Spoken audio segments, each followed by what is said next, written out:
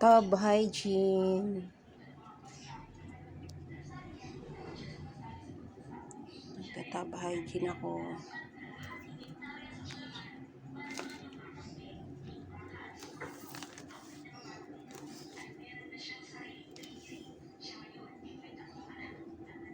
Pero naka-auto ano din siya. Dapat pala pinatay ko to. Dapat patayin mo pala yan bago ka mag-tub pinito.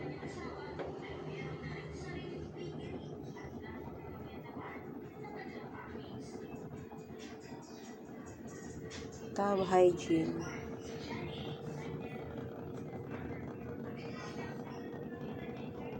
Lagyan mo lang siya ng chlorine. Tubig. Pag naka-Panasonic kayo. Yan. Kailangan once a month kayo magta-tub hygiene para hindi ludumi yung ilalim. Tsaka kalawangin. Nililinis mo lang yung ano.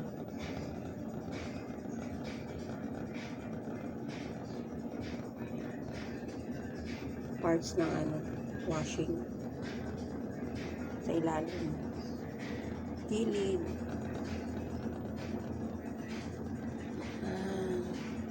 Tagal pa yan. Mga ano to, 3 to 4 hours.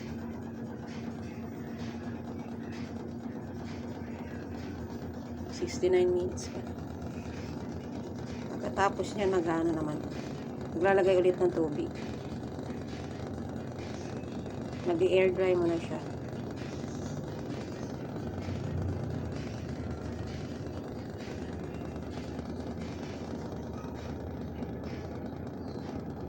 Ayan.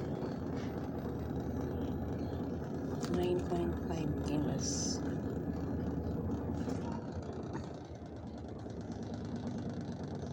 Walang ganyan yung ano ko dati. Whirlpool. Meron din siguro. Pero kaya hindi wala. Wala pa na.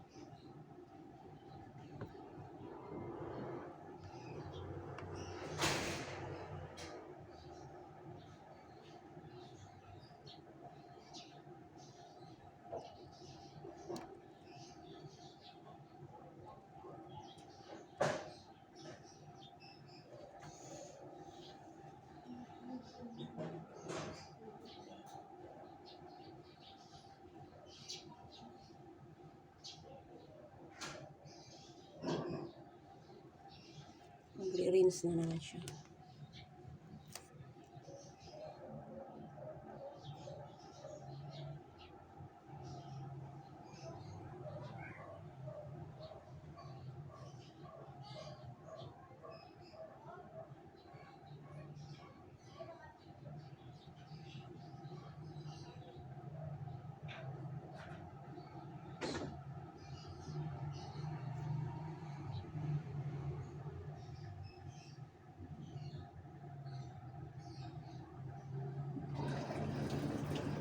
Mag-rinse na naman siya.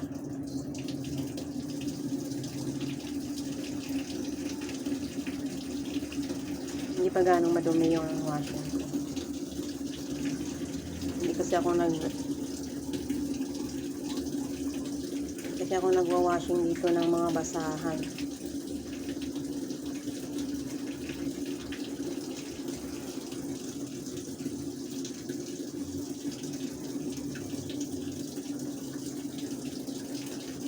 Ano itong washing ko? June ko binili. Magwa 1 year para 8 months.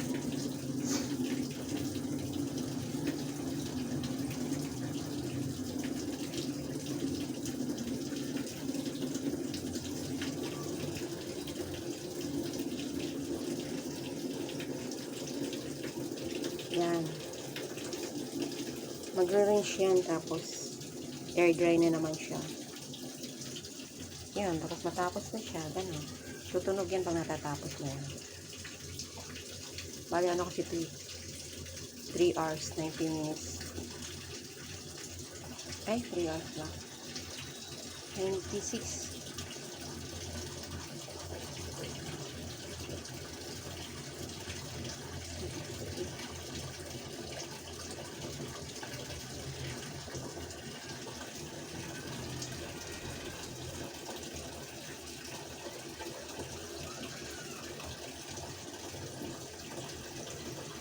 Pag may washing kayong ganito, Panasonic.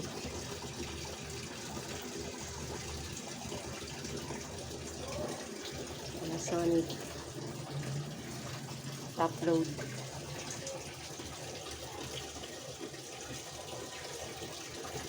Ganyan. Kailangan mo siya ililinisan ng every once a month. Magta-tub hygiene. Ngayon lang ako nag-tub hygiene 8 months. Kasi natakot ako dun sa ano. Pero pag hindi naman ganun ka, ano, nasa iyo naman. Hindi naman ganun kagamit yung washing.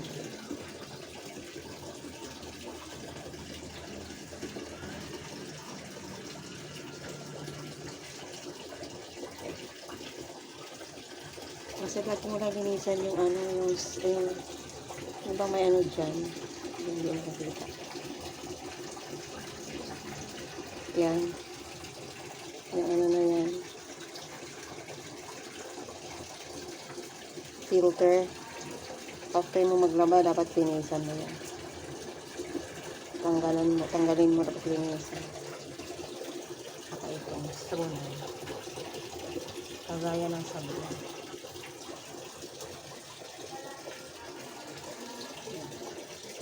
Okay.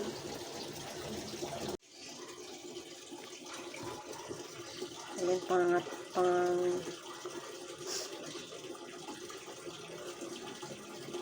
pangalawang rinse na niya. Pangalawang ano ng tubig.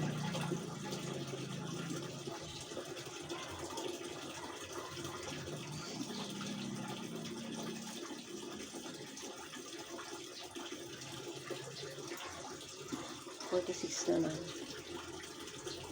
$46.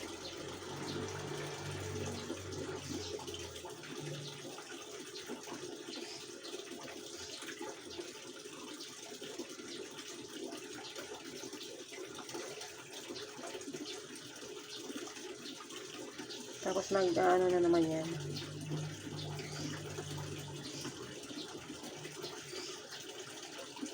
Nagwawash siya, tapos nag-drain, nag-air, ganun lang siya hanggang sa matapos yung oras niya. Dati kasi yung ano ko, itong isang washing ko. Ano to, ginawa ko ng ano to. Tawag nito. Ginawa na naming manual. Kasi ano to, Whirlpool. Walang ganyan. Noon yung wala siyang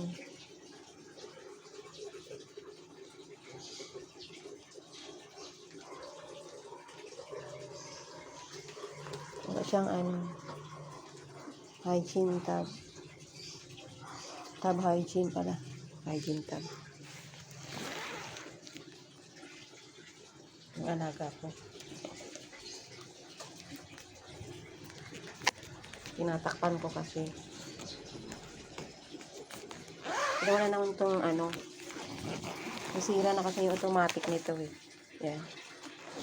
Ginawa na namin ano. Manual. Kasi mahal pag pinagawa ito para kang bumili ng bago. Noon pa to yung may ano pa to Whirlpool. Madaling masira itong Whirlpool. 4 months pa lang nasira na agad yung Whirlpool ko dati. Lalo pag wala kang tubig. Yung wala siyang ano, tub hygiene, wala siyang ano. Yan pa yan dati. Lagyan naman ng kapatid ko, nilagyan na lang ng ano, para mapakinabangan kasi sayang yung makina eh. Meron doon nilagyan ng mga pihitan. Nakikinabangan ko pa rin naman. Ginawa na lang ng manual. Pag magbabada ko dyan ng puti, mga basahan. Yan ko nilalagyan. Ayan na siya. Iikot yan yun. Ganyan lang siya paulit-ulit. Hanggang sa matapos yung oras. Tutunog. Yan. Malinis na yung washing mo. Ngayon ang Panasonic ka talaga. Kasi ano, subok ko na rin yan sa dati sa ano ko. Yung manual ko na single lang. Ilang taon bago ano, hindi nasira yung motor niya. Pinilagyan na lang namin ng belt. Then, hanggang sa binigay na lang namin sa nagbabasura. Bumili kami nito.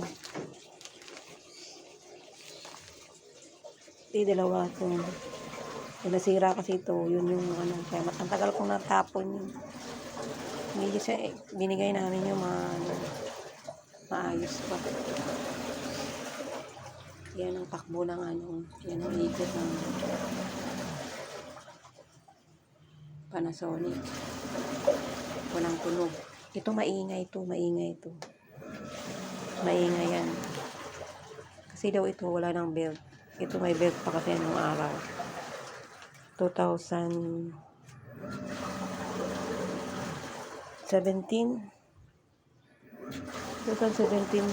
ito binili ko. 2017.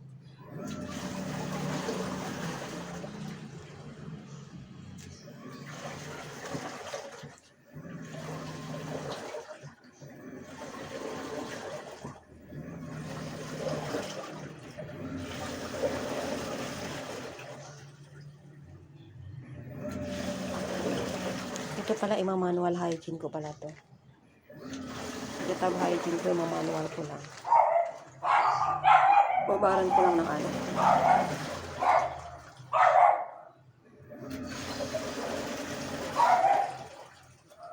Yan na guys.